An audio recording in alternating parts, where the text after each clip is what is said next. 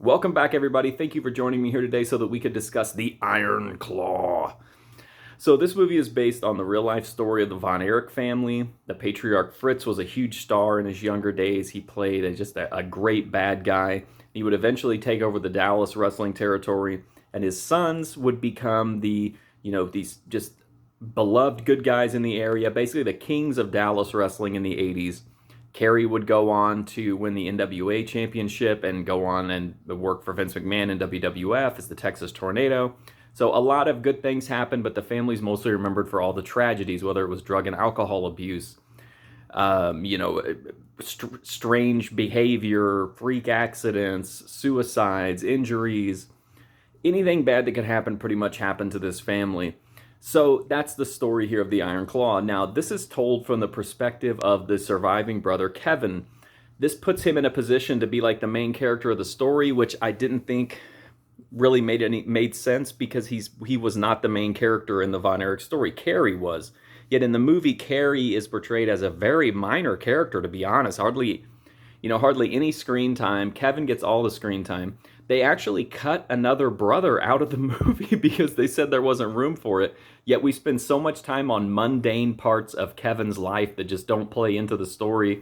And honestly, at like almost 2.5 hours, like there was plenty of time to tell a story. And I also feel, to tell that brother's story, I also feel like given the depth of the tragedies here, the movie doesn't put in a lot of the emotional the work to earn those emotional beats. And yeah, it's a sad story, but it's not. If you watch one of the documentaries on the Von Erichs, they just hit completely differently because they actually flesh out what's going on. The movie glosses over a lot. It mixes up timelines. It's just wildly inaccurate. And I will say that I really liked the wrestling elements of it, though. It was neat to see how the old school wrestlers were brought to life, like which actors played them and how they looked, if they got the mannerisms right. I thought Harley Race was amazing. I thought that was one of my favorite parts of the movie.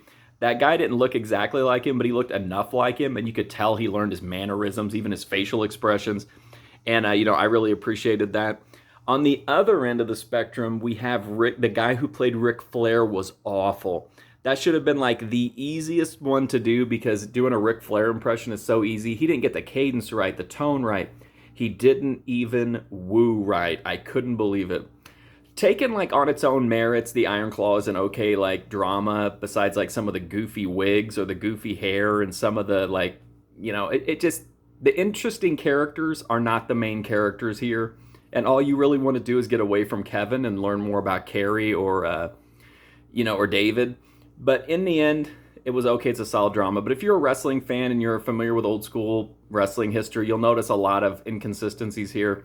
But overall, I thought it was fine. It was neat to see all the different, old school wrestlers brought to life anew and stuff like that. But definitely could have been better. But anyway, that's my review of the Iron Claw. If you like it, please check out my movie review list right here on YouTube or go to my website, markfusion.com, to check out more. But thank you so much for watching this Iron Claw review. Sorry it's run a little bit longer than normal. But thank you, and hopefully I'll see you soon.